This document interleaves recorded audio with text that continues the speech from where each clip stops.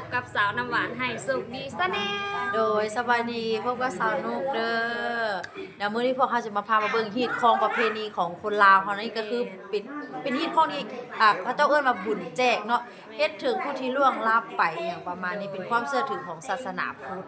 เดี๋ยวเฮาไปติดตาม เดี๋ยว เบิ่ง สาวน้ำหวาน บรรยากาศ สาวน้ำหวานที่ถ่ายแล้วให้อันสาวนุกเพิ่นเว้าเนาะมื้อนี้เดี๋ยวสิเปลี่ยนแบบให้เพิ่นเว้าไปนำมานะเนาะทุกคนเนาะ ได้ ไปกันเบิ่งกันเลยเนาะทุกคนนะไปกันเลยโอ โด เค ยเดี๋ยวเฮามาเบิ่งขั้นตอนแรกคืออันนี้ก็ต้องสงสัยว่าเป็นกล่องบุญเนาะในกล่องบุญนี่ก็จะมีหลายอย่างเจ้ามีทั้งเป็นเฮือนมีทั้งขนมมีขนมนมเนยเกี่ยวกับผ้าขาวอันนี้มีเบิดทุกอย่างเนาะและที่สำคัญมีต้นแขนเงินซึ่งคนลาวเขาตอนนี้ อิงตามที่ว่าปัจจัยของเฮาใส่เนาะเฮาอยากใส่แบบใดเนาะสาวนุก ตามปัจจัยมีต้นกล้วยต้นก้อนมะพร้าวมีพวงเลยและมื้อนี้อยู่งานมันมี4ก่อนมี4 โดย ก่อนใหญ่ แม่นเฮ็ดให้อันนี้ให้พ่อหรือว่าให้อัน อั นั้น นนี้เฮ็ดให้ครูเฮ็ดให้ญาผู้ที่ล่วงลับ โดย มี4กล่องใหญ่ๆกันเลยมื้อนี้มีบุญแท้แล้วเฮามาเบิ่งคนมาซอยเวียกซอยงานให้อยู่ โดยเฮาไปเบิ่งกันเลยเนาะสาวนุกอาจจะบรรยากาศนี่น่าจะคนบ่ทันมาหลายปานใดเนาะสาวนุก ตอนนี้ยังหัวค่ำนี่ต้องดึกกว่านี้อีกหน่อยนึง เดี๋ยวให้สาวนุกพาไปเบิ่งบรรยากาศเนาะว่าเป็นแบบใดเนาะสาวนุกอันนี้ก็คือวิธีชีวิตของคนลาวเฮาเนาะ แล้วตกแรงมาเฮาสิเฮ็ดอาหารการกินให้จะมี อ๋อ ลาบมีแกงมีแล้วแต่เฮาสะดวก ตามปัจจัยของเฮาหลักๆกันเนาะก็มีลาบมีแกงอันนี้ก็คือแบบเสิร์ฟบ่ทันเอาออกบ่ทันมื้อเนาะ ต้องทาให้เพิ่นมาร่วมงานก่อนแล้วเฮาค่อยจัดเสิร์ฟอีกเทื่อนึง โดย แต่ อัน เฮา นี้ ไป ก็ เบิ่งผู้ช่วยงานบ่ บรรยากาศเนาะทุกคน เดี๋ยวเฮามาช่วยเพิ่นเลย มาเป็นเด็กเสิร์ฟซอยเนาะเดี๋ยวสาวน้ำหวานสิพามาเบิ่งบรรยากาศ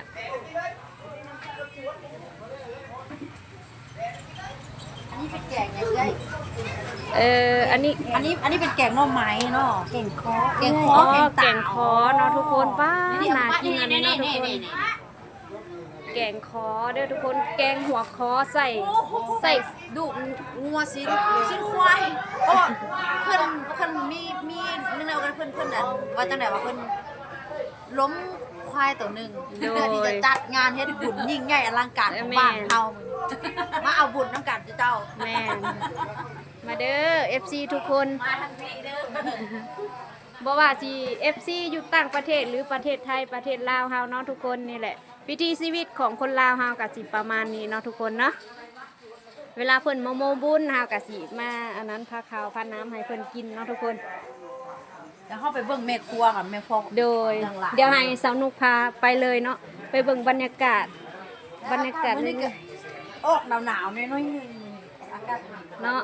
กาฝากทุกคนติดตามเด้อเนาะทุกคน ผู้สาวน้อยก็สิถ่ายคลิปนำไปผู้สาวน้อยก็สิไปเบิ่งสบายดีเด้อ นิโน่ สบายดี หลานเนาะทุกคนอันนี้ก็คือหลาน เพราะว่าสาวน้ำหวานใดมาบานเกิดสาวน้ำหวานนั่นเองเนาะทุกคนเนาะ กล่องนั่นน่ะ อาจจะมาทางเฮือนครัวเฮาจะอาจจะมืดๆแน่เนาะทุกคน มืดๆแน่ ไฟอาจจะบ่พอ นี่เฮามาเบิ่งแม่ครัวเฮาเนาะว่าเพิ่นเฮ็ดหยังแน่ ตอนนี้ เนาะ ก็จะเริ่มเฮ็ดลาบ โดย เป็นเมนูที่ทุกงานต้องมี โดย นั่นก็คือลาบงัวลาบควาย โอ้ เมนูที่ขาดบ่ได้ เนาะ แล้วแต่ละคนโอ้คนขยันเลย แม่ครัวมีแต่ผู้หน้าสวยๆงามๆทั้งนั้นเลยพ่นน่ะทุกคน แม่ครัวนะ อาจจะมืดเนาะมืดเนาะทุกคนอาจจะบ่เห็นเลยแหละพ่นน่ะป้ามาเบิ่งแม่ครัวเพิ่นต้มหยังเนาะนี่ ต้มปลา ป้าต้มปลาเฮ็ดข้าวปุ้นเนาะ แม่น เฮ็ดข้าวปุ้นเฮ็ดใส่บ้านมื้ออื่นแม่นบ่เอ่ย แม่น นี่พุ่นน่ะทุกคนบรรยากาศเฮือนครัวเฮานี่แหละวิถีชีวิตของคนลาวเฮาเนาะเฮ็ดมีงานบุญงานหยังก็มาช่วยกันเนาะคนละเล็กละน้อยเนาะทุกคนปัจจัยเล็กๆน้อยพุ่นน่ะเต็มเลยสิผู้หนึ่งละแพกทางนี้หน่อย มีคนจับถ้วย ตา สาธุพุทธังสรณังกัสสามิ ธังสรณังกัสสามิ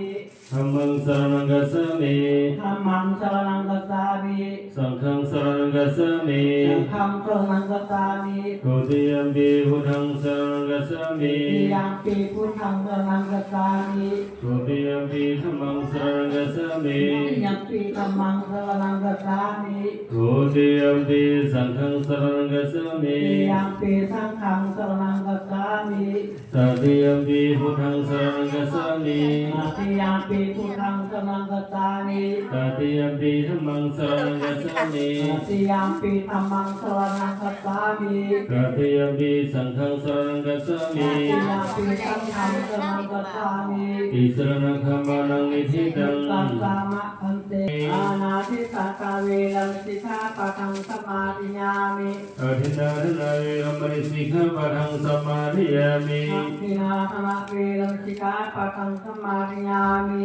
กาเมสุมิสาจาเวรมณีสิกขาปะทังสมาธิยามิ อาเมตุวิสาสละเวลังสิกขาปะทังสมาธิยามิ มุสาวันทาเวรมณีสิกขาปะทังสมาธิยามิ สวาสนาเวลังสิกขาปะทังสมาธิยามิ สุราเมรยมัสสะปมาณทานเวรมณีสิกขาปะทังสมาธิยา สุ มิ ราเวรยามัสสาปมาทฐานาเวลังสิกขาปะทังสมาธิยามิ สาธุอิมานิปัญจสิกขาปทานิสีเลนะสุขติยันติสีเลนะโภคสัมปทาสีเลนะโพธิยันติตัสมาสีลังวิโสทะเย มานิปัญจสิกขาปะทานิสมาธิยามิตุติยปีมานิปัญจสิกขาปะทานิสมาธิยามิตติยปีมานิปัญจสิกขาปะทานิสมาธิยามิสาธุ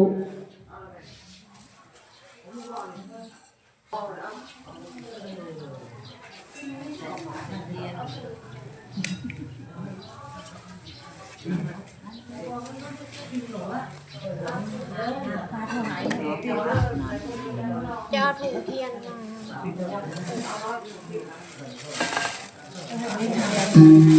มา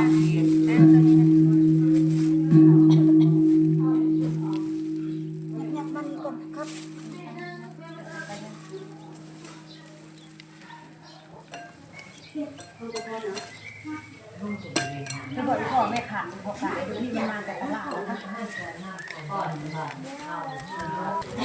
งหยาด เอายกขันเข้าไปงี้นี่เด้อศรัทธาวัตถุคนเด้อเป็นเวลาถึงงานยกขันเข้าไปเงินขึ้นถวายเข้าบ้านถวายของบุญพ่อเนาะ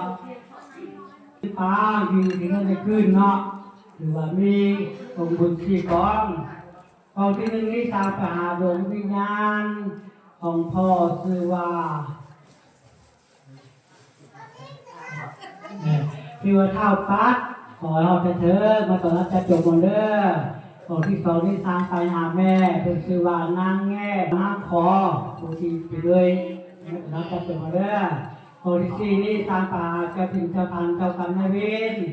หายมาเอาเข้าไปของมันเด้อประหยัดจริงเด้อเดี๋ยวจะทำเรื่องกาวความหรือกับว่าไปสร้างไปที่ราชื่อนี่แล้วขอไปถึงมาตอนนั้นจะจงเอา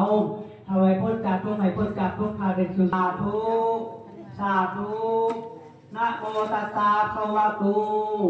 อะระหะโตสัมมาสัมพุทธัสสะนะโมตัสสะภะคะวะโตปัญจพุทธานามามิหังอาหังวันทามิทุระโตอาหังวันทามิคาทิโยอาหังวันทามิสัพพะทา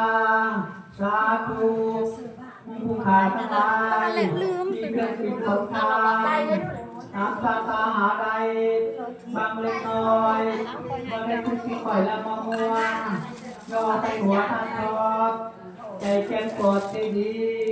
ขอให้นานคนนี้จงจัดคือยึดถือไว้ทุกวันกับทนายกลุ่มพลกลุ่มพันทั้งทีทุกที่ความมิตรพงขอสุขภาพทำเรื่องวัตถุธรรมผู้ขาต้องกระตังโหตุอาณาคติกะเลสิมาริ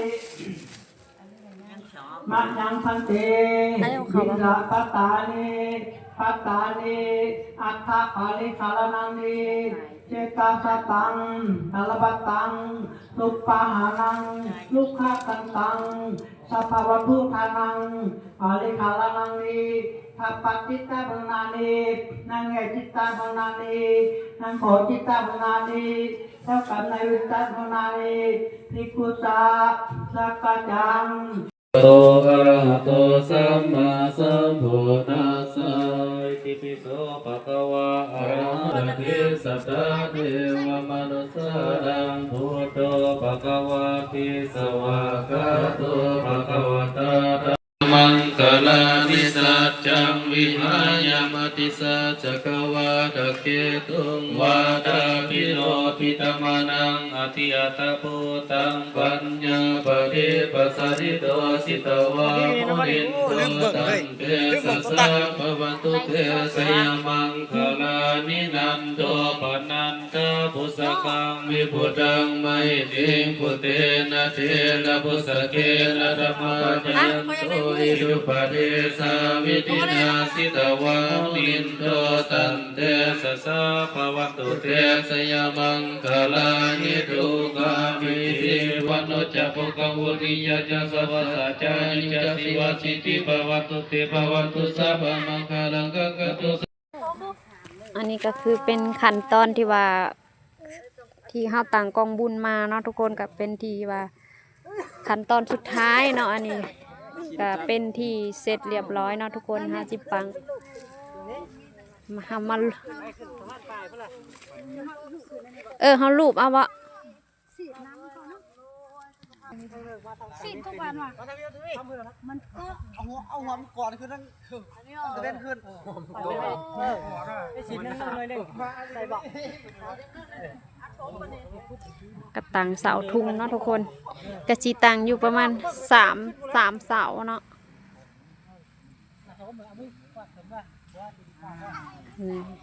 ผู้แรกเป็นอะไรวะ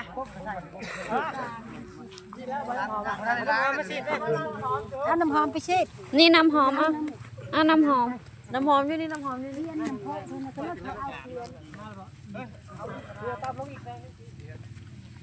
มาลูกให้ลูกได้ลูกทำลูกคืนเลยเอาลูกคืนพ่อ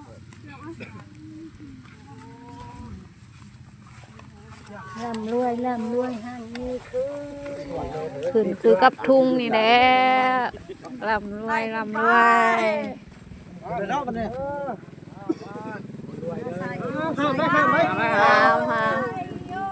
โน่หามเราคิดว่าหมูจับเอาจับปู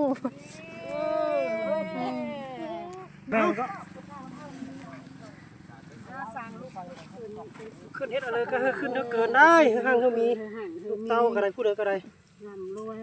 คำนำสู่เด้อดีมีแห้งเด้อ50ให้ได้ล้าน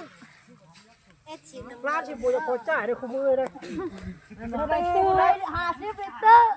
ส่วนงงได้บ่จับเงิน นี่เนาะทุกคนกะต่างทุ่งกะเป็นที่เสร็จเรียบร้อยเนาะทุกคน